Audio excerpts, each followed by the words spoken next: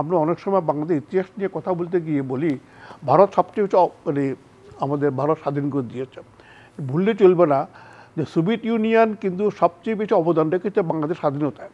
কেন বলছি, যখন ভারত এবং আমেরিকার টেনশন চলছিল বাংলাদেশ নিয়ে, তখন ভারতের ভয় ছিল যদি বাংলাদেশের জন্য সৈন্য পাঠায় বাংলাদেশের অভ্যন্তরে, আমেরিকা মাইট অ্যাটাক ইন্ডিয়া।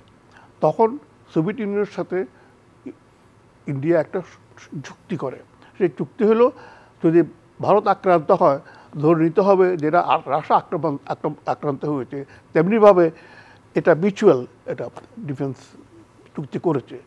এবং এর ফলে ভারত বাংলাদেশ স্বাধীনতার জন্য শেষ পর্যন্ত নিজের সৈন্য দেশে পাঠিয়েছে।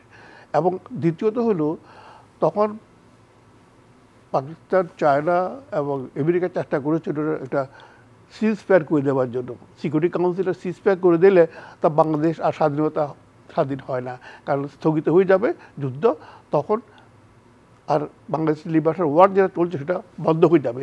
রাশিয়া তখন 3বার ভেটো দিয়ে এই রেজলিউশনে বন্ধ করেছে। এদিকে তখন বাংলাদেশের লিবারেশন ফোর্সেস যে স্বাধীন করে। সুতরাং রাশিয়ার অবদান এখানে অনন্য সাধারণ একটা রাশিয়া এখানে করেছে তখন সোভিয়েত ইউনিয়ন। আমাদের ইতিহাসে আমাদের ন্যারেটিভে আমরা এই কথা ভুলে যাচ্ছি, কিন্তু এটা আমি আমার সবাইকে মনে করতে চাই যে সঠিক ন্যারেটিভে আমাদের দেশ চলুক, আমাদের ইতিহাস চলুক, সেটাই আমরা চাই। আমরা সেটাই চাই।